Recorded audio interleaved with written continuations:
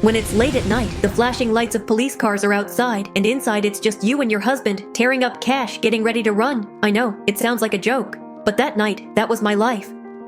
I'm Jackie Truman. That night in Kansas, the three of us and our families were doing something you wouldn't even see on TV, destroying a pile of money we couldn't spend. My friends were in the bathroom, stuffing bills into the shredder and flushing them down the toilet. One of them cursed the shredder for jamming, ripping bills by hand. And me? I just kept thinking, God, Jackie, how did you end up here? The sirens were getting closer. I thought it was the end. But if you rewind 3 years, who would have thought a cleaning lady living in a trailer would one day be part of a plan to rob a bank? It all started with Bridget, that crazy woman with a crazy idea. She said she was sick of bills and dead-end paychecks, and she was going to take what was rightfully ours. Back then, all I wanted was to live with a little more dignity, a better place to sleep, a warm meal, maybe even some colorful nail polish. I never thought someone would rope me into robbing a bank just because I dropped my wallet.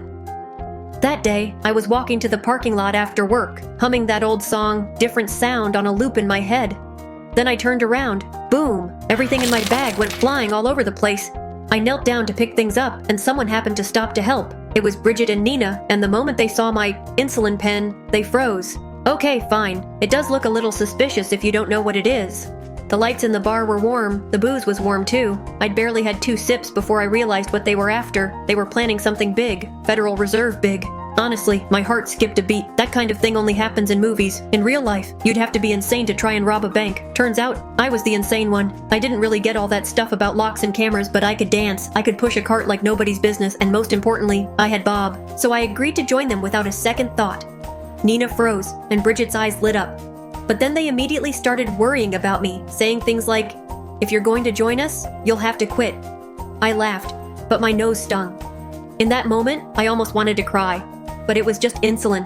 I thought their concern, their care, it meant I was accepted. For the first time, I didn't feel invisible. We even came up with a secret signal, touching our eyebrows. Come on, that was so cool. I really loved that just us three kind of code, like the unspoken bond when you helped your friend cheat on homework as a kid.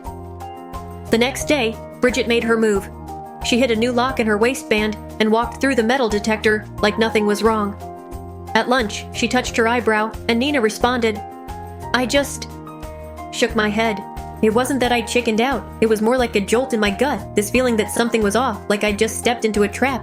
I knew how much this meant to them, but I didn't want anything to go wrong. They found me when I was in the bathroom and asked why I wasn't on board. I told them I had a bad feeling. The look on their faces was about the same as when I told them Bob had bought another useless antenna. They said I was being dramatic and told me to back out. But a few hours later, Glover suddenly announced a full random security inspection. I didn't say, "Told you so," but I saw that "thank you" in their eyes. Finally, on the 3rd day, everything lined up. Time, place, people. The eyebrow signal was given, and I knew we were starting.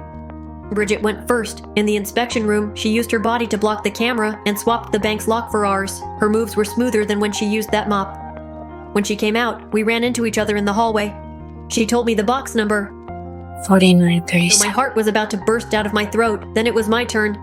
I pushed the cart loaded with hundreds of thousands in cash, repeating to myself, "Stay calm, Jackie. Pretend it's just cleaning wipes." In front of the elevator, I danced a little while, using my body to block the security camera, and quickly slipped the cash behind the trash bin. Who would have thought, in that moment, I actually felt free? Like I was finally in control of my fate, no longer just a woman counting coins in a trailer. I rolled the cart into the shredder room, where Nina replaced the real lock, everything seamless. Later, when Bridget came to empty the trash, she could easily retrieve the cash I'd stashed behind the bin. That day, we split the money in the restroom like 3 thieving alley cats, laughing, stuffing wads of cash into our bras, waistbands, and socks. Looking at those thick green stacks, I'd never found paper so damn sexy. We were a perfect triangle. But right before the exit, something went wrong. Bridget and Nina passed the security check with no problem. As for me, I had already put on my headphones and started listening to music. Suddenly, I heard some commotion up ahead. Nina was smiling like she was in a perfume commercial, suddenly flirting with the security guard and blocking the front of the line. I was confused. I thought maybe the guard was just hitting on someone again, until I looked down. Oh God, there it was, a corner of green cash peeking out from my waistband. My heart practically exploded in my throat. That's when Glover came rushing over. Oh no, I was done for. Luckily, he was just picking up Bridget's work badge. He didn't notice anything else. That bought me a few precious seconds. In a panic, I smoothed out my clothes and tucked everything back in. They didn't suspect a thing. I made it through. But I knew. Today, we were this close to disaster. Sorry. Back at Bridget's place, we were giddy like we'd just won the lottery. We dumped the money on the bed, throwing it at each other like kids tossing snowflakes, laughing, screaming. I'd never felt so Rich. Not just in money, but in that we actually pulled it off kind of way. But the happy bubble popped fast. Don walked in. His expression changed, like his favorite baseball team had just announced it was disbanding. He begged Bridget not to do it again, said it was too dangerous, but Bridget, she said no. She said we had bills to pay, and this was just the beginning. She was right. We weren't thieves. We were cockroaches backed into a corner by life, finally picking up a broom to fight back.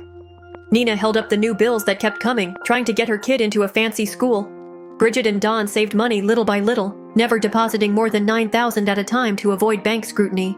I followed their lead and started fighting fate in my own way. Months passed. We kept up the job with clockwork precision. Glover ran surprise inspections again and again, but came up empty every time. We got our lives back. Bridget got a house. Nina's kid had a backpack, a uniform, and a chance. And me. I finally stopped feeling like that girl from the trailer park. 6 months later, the 5 of us were celebrating at a fancy restaurant. We'd paid off all our bills, but Bridget wasn't satisfied. She said, "We've always been treated like trash." Don got laid off without warning. Nina still has to worry about school tuition. And Jackie, don't you want to see the world? Hearing that hit me like lightning. Yes, I did. I wanted to see every corner of the world that didn't belong to poverty. Nina finally nodded too. But with one condition, no expensive purchases, don't draw attention. Once we save enough, we'll move somewhere no one knows how rich we're supposed to be. I knew Bridget didn't love that plan, but she had no choice. It took all 3 of us to hold up this crazy triangle. But then, it happened. One day during a routine job, Bridget met up with Nina in the bathroom like usual. As soon as she walked in, she tossed the key pouch to Nina. And the keys, like fate itself, dropped straight into the sink drain. The sky fell. Bridget couldn't go downstairs to find me, because that would raise suspicion. Bridget couldn't come downstairs to find me. It would have raised suspicion. She didn't have my number, and Nina had to get back to her post to keep up appearances. So she called Don, who went to find Bob, and had Bob pass the message to me. My sweet, clueless Bob got caught with his phone while cleaning. He refused to put it down and ended up getting fired by his boss. Thankfully, the message still reached me. Meanwhile, Glover thought Bridget was taking too long in the bathroom and started knocking. She reacted even more wildly than I expected, pretending the bank staff had messed up the bathroom, screaming and throwing a hysterical fit. She nearly scared Glover off. A perfect performance. I didn't hold back either. I hid the spare key in a piece of chewed bubblegum and stuck it to the elevator wall, hoping it would ride up. But when the elevator doors opened, someone was inside. Quick thinking, I pretended to be pissed and threw the gum inside, hitting the elevator wall perfectly. Thank God they didn't report me, just thought I was some crazy woman. The key made it safely to Bridget. She sprinted to the shredder room and caught up with Nina and the stuck cart. Barry was there too, about to help unlock it. Bridget told him to go find someone else for help and tossed the key to Nina while he was gone. She unlocked it in a flash and gave Barry a sweet smile. All fixed. But Barry wasn't stupid. He noticed the original key was still in place, like no one had touched it. From that day on, he started getting suspicious. At the end of the day, Bridget called Don. He was talking to Bob. Don felt bad about Bob getting fired, but Bob said he'd hated that job anyway. Don seemed moved. He said he kinda missed his old job too. Later, Nina ran into Barry in the parking lot after work. He told her he knew what was going on, but he hadn't reported anything. He only asked her to tell the others, "This has to stop." The 3 of us met up at a little bar. He gave each of us a small glass, to celebrate or say goodbye. No one was sure. Nina didn't want to trade her body for safety. She said we might as well recruit Barry, but Bridget and I both thought that was too risky. Nina promised she'd make a decision, and then Barry actually joined us. When Bridget told us he was willing to help, I almost screamed. She added, "He says you're worth more than that." God, I almost cried when I heard that. Who says security guards can't be romantic? That night, we gathered at Bridget's house to split the money again, just like always. Only this time, there was a man with us. Barry had officially joined our crew. He could tip us off about surprise inspections in advance. This kind of inside resource felt like a gift from heaven. After we counted the cash, Nina quietly pulled Barry aside to apologize. She admitted that she'd approached him at first just for the plan, but somehow they'd both ended up catching real feelings for each other. Meanwhile, Bridget was starting to get antsy. She kept saying she was tired of hiding all the money, but I knew she just couldn't resist the urge to spend. Don, too, seemed to miss his old job as a school janitor. Maybe it was boredom, maybe he realized his wife was now the bigger breadwinner. Either way, he joined our little crew and even taught us how to lie about our income. Nina claimed she had a traveling boyfriend who couldn't stop sending gifts. Bob pretended to be a full-time stock market whiz. Barry said his mom had received a massive insurance payout. And Don became a freelance consultant. Sounds like a TV show, right? But each of us played our part like it was our real life. From then on, we didn't just keep stealing, we started spending too. Bob and I bought a new motorcycle and an electric guitar. I loved how he looked riding that thing. Nina moved into a big house in the suburbs and installed 2 bathtubs just for the kids. Bridget renovated her entire place. Her shoes and clothes piled up like a private fashion show.